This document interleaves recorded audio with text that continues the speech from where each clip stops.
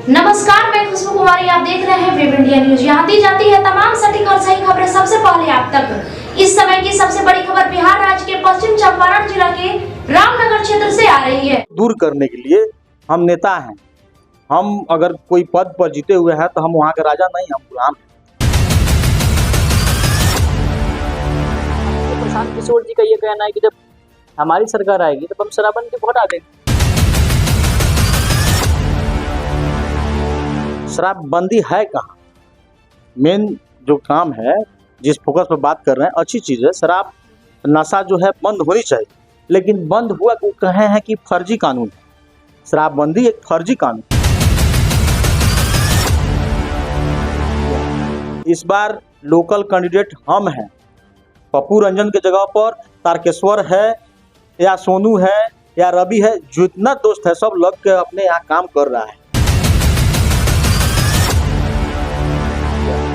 एक बार कम से कम प्रशांत किशोर जी पर विश्वास किया जाए और उन्हें मौका दिया जाए।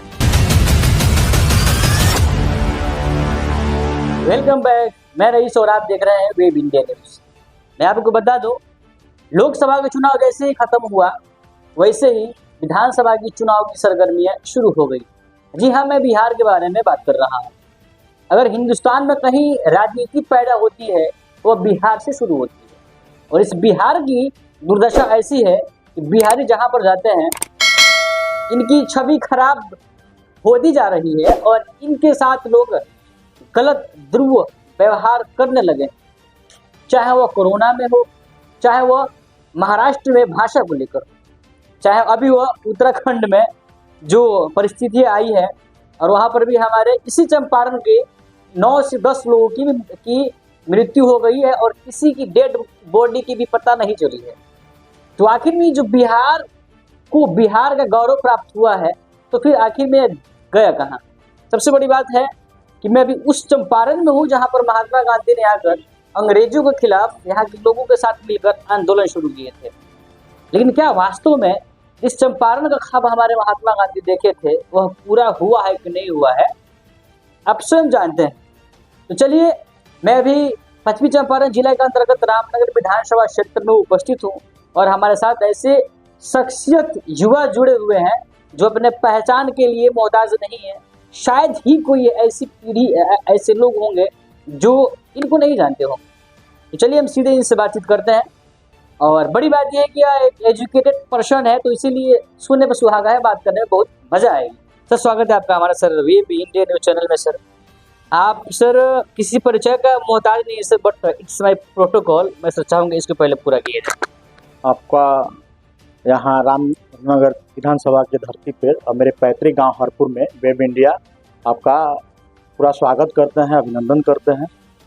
सर, ये जो आपका नाम है पप्पू कुमार रंजन जी, सर तो मैं आपको पीके का कह के बुला सकता हूँ? मेरी सौभाग्य होगी क्योंकि मेरे जिन नेता हैं उनके नेम में भी पीके है। प्रतीत हो रहा है कि आप जनसुराज की बात कर रहे हैं। हम जनसुराज के बारे में ही बात कर रहे हैं, प्रशांत किशोर जी। अभी सर आपके बारे में मैंने जनता से भी सुना और सोशल मीडिया के माध्यम से भी मैं आपके बारे में जाना कि पहले आप किसी अन्य पार्टी में शामिल थे, लेकिन क्या वास्तव में इस समय उस पार्टी को छोड़कर या उस दल को छोड़कर जनसुराज को क्यों चूज किया? जनसुराज पहले हम किसी अन्य दल में थे, बात सही है, आपको सही जानकारी मिली। जनसुराज ज्वाइन करने का मेरा मकसद ये है कि प्रशांत किशोर जी का जो सोच है, सही सोच, सही लोगों के साथ मिलकर बिहार बदलाव की जो नीति, बेरोजगारी, शिक्षा पर जो बात कर रहे हैं वो हमको बहुत अच्छा लगा। दूसरी चीज़ एक और, उन्होंने अपने पूरे मन से, खुले मन से ये कहा कि अगर मेरे द्वारा कोई गलत कैंडिडेट का भी टिकट दे दिया जाता है, मेरे कैंडिडेट से अच्छा दूसरे दल के कैंडिडेट हो, अगर उस विधानसभा के लोग उनको जिताएं, क्योंकि यहाँ हमको सरकार नहीं बनानी है, बिहार को बदलना है। अब बिहार को तभी बदल सकते हैं जब अच्छे लोग जीतकर सदन में जाएंगे और बिहारियों के लिए सोचेंगे, अपने लिए नहीं सोचेंगे, बिहारियों के लिए सोचेंगे, अपने जनता के लिए सोचेंगे, अपनी समस्या की सोचेंगे, तभी बिहार बदलेगा।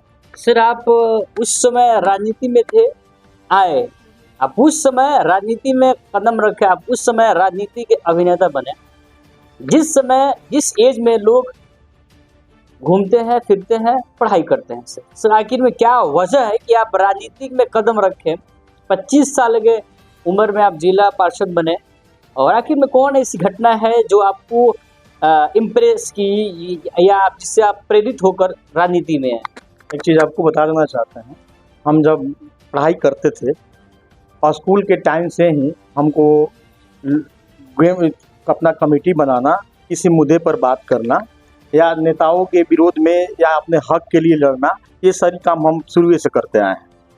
दूसरी चीज़, हम 25 साल के एज में चुनाव जीते, लेकिन उसके पहले आपको हम बता दें कि हम 20 साल के जब एज में थे, उस समय ग्रेजुएशन कर रहे थे हम। मेरा एजुकेशन जो है बीकॉम अकाउंट ऑनर्स है।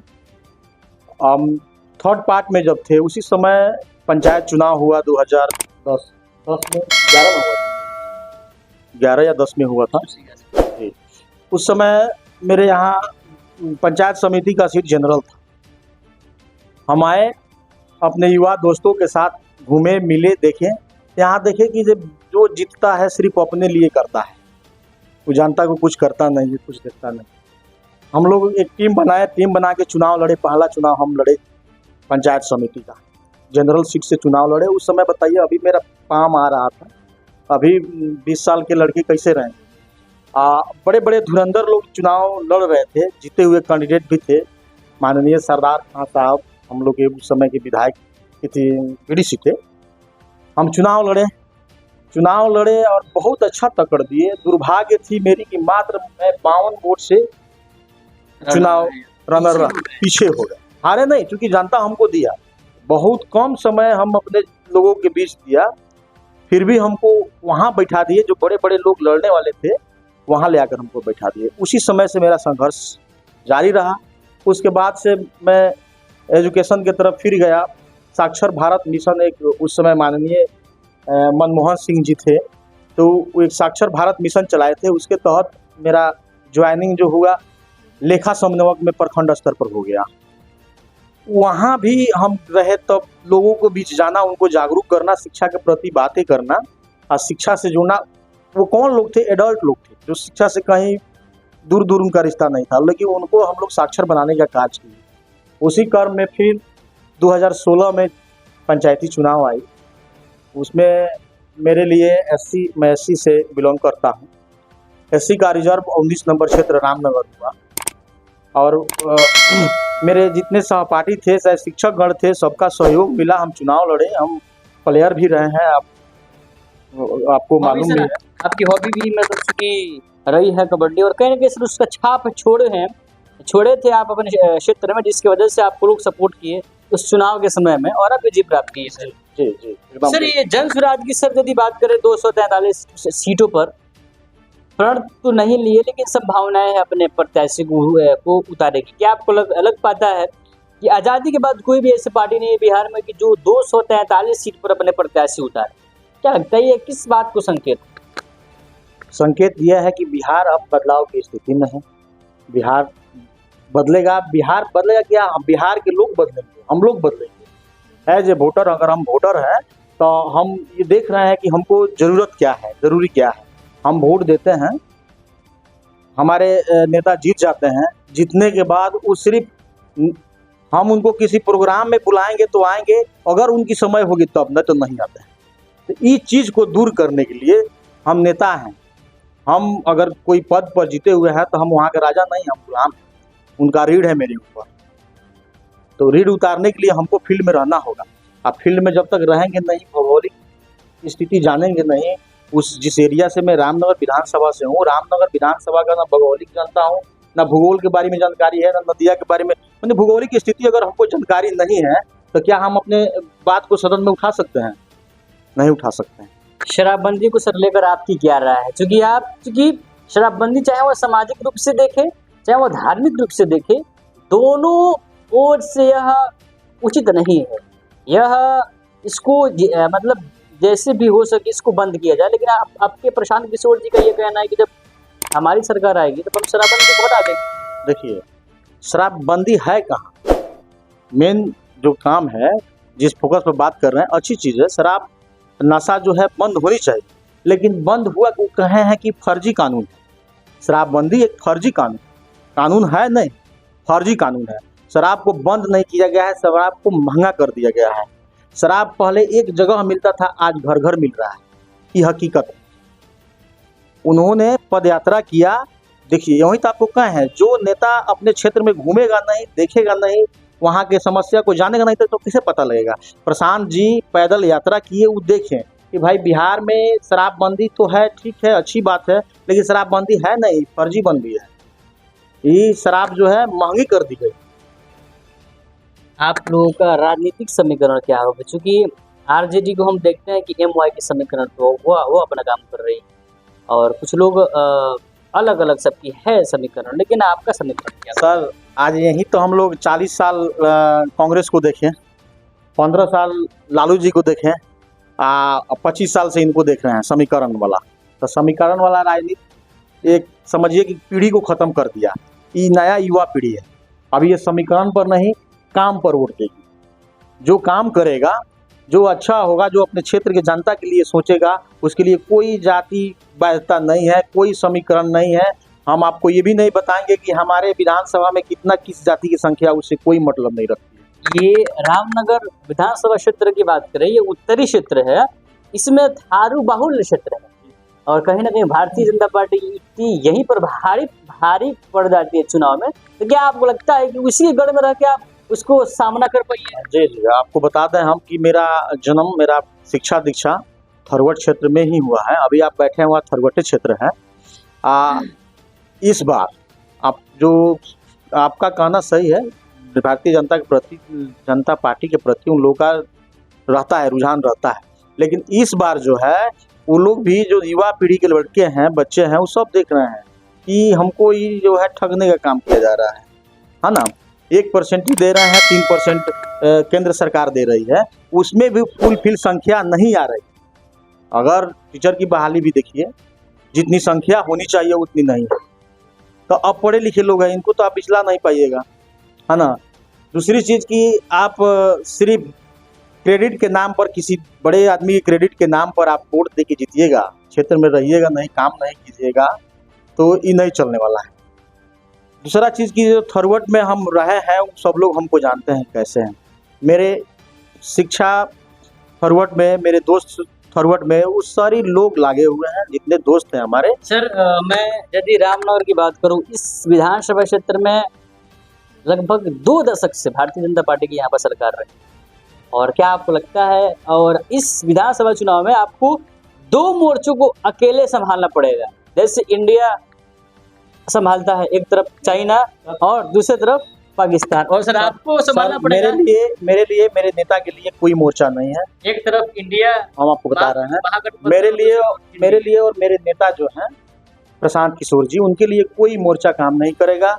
वो सिर्फ सबकी बात करते हैं, A to Z की बात करते हैं, है ना।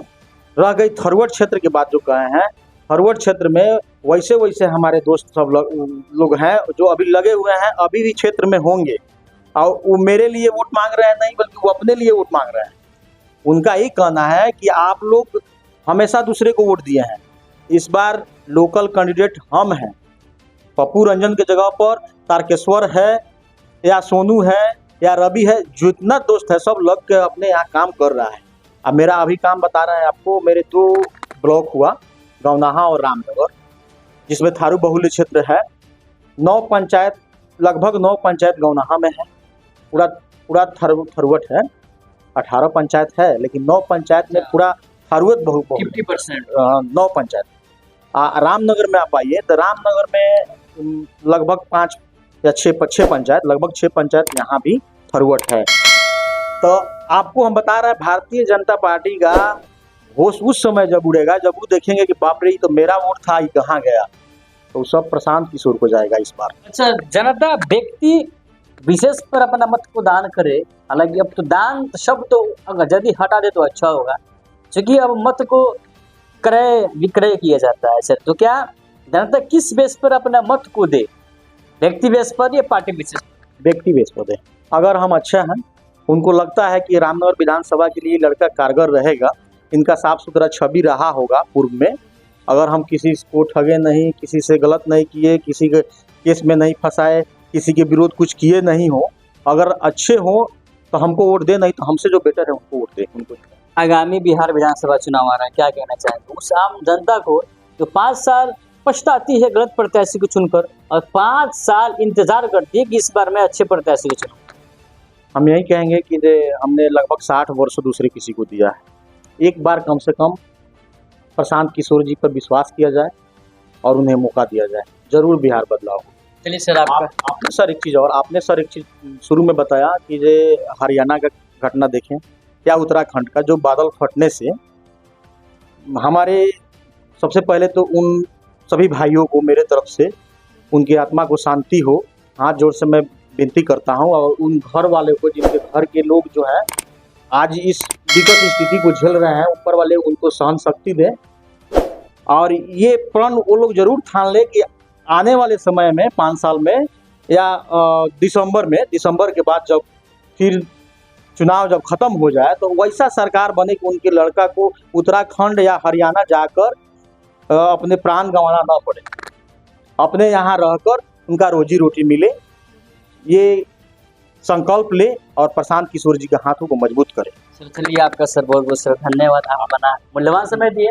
तो ये थे जन स्वराज की ओर से पप्पू कुमार रंजन जी, जिनको लोग प्यार से पीके का पीके भी कहते हैं, मतलब प्रशांत किशोर के सिपाही, जन स्वराज के सिपाही पप्पू कुमार रंजन उर्फ पीके जी। तो इनसे हमने खास बातचीत की और कई सारे ऐसे मुद्दे हैं इन पर ये भी अपनी राय भी रखे। अभी विधानसभा क्षेत्र से एक जन स्वराज के सिपाही के रूप में संघर्ष करना शुरू कर चुके हैं कि आगामी बिहार विधानसभा चुनाव में इस रामनगर की सरजमी पर कैसे यहाँ पर प्रशांत किशोर की टीम या जन स्वराज अपना सीट आसानी से निकाल ले, इसके लिए संघर्ष अपना शुरू कर दिए हैं।